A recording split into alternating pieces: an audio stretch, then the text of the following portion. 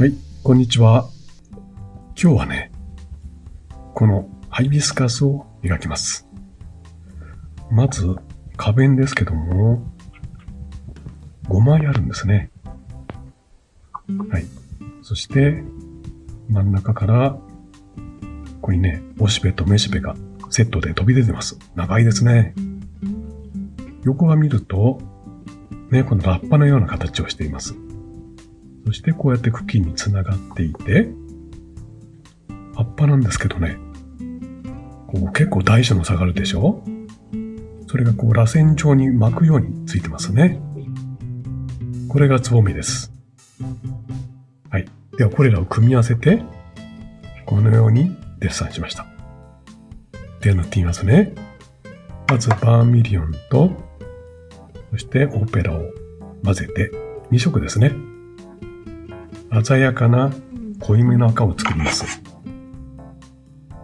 そして、いつものようにたっぷりと筆につけて、まず流れるような感じのフラット塗りですね。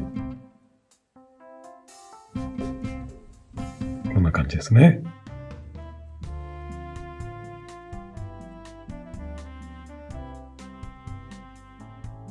色はね、ちょっと弱いとこは足しましょう。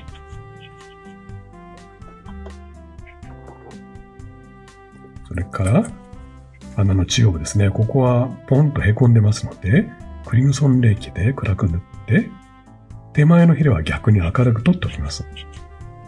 そうするとほら、穴が開いたように見えるでしょう。書いて、ここにおしべめしべのセットですね。乾いてきたら、ここですね。花びら同士が重なってできる影を描きます。そうすると立体感出てきますね。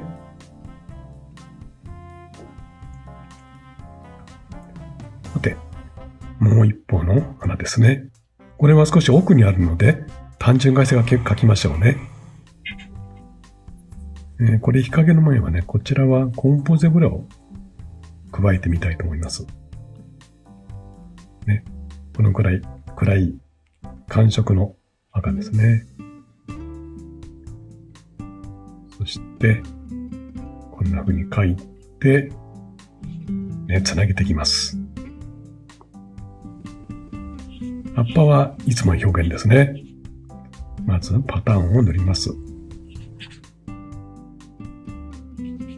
でも色は変えながらですよ。退屈にならないようにですね。中心線は引っかきます。ね、細かいとこちょっと観察しましょう。向こうの葉っぱをね、少しクールカラーに描いたりして、奥行き感ですね。空間感を表現します。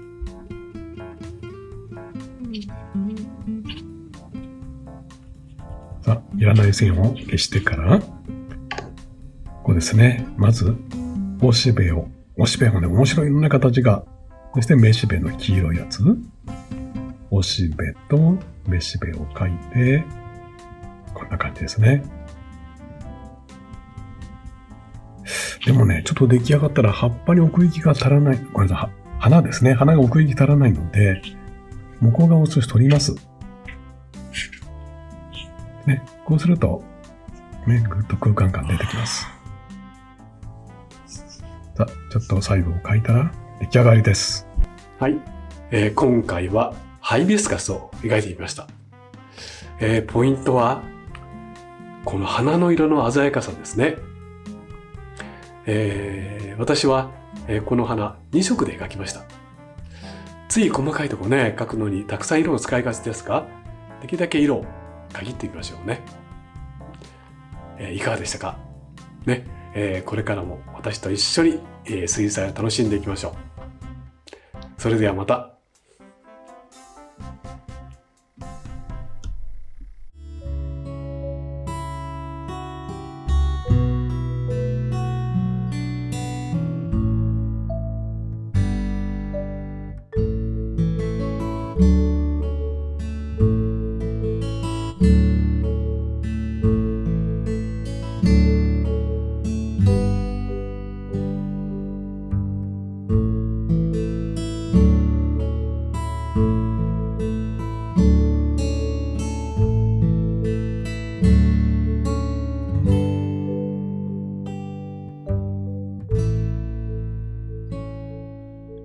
いかがでしたか？チャンネル登録もよろしくお願いします。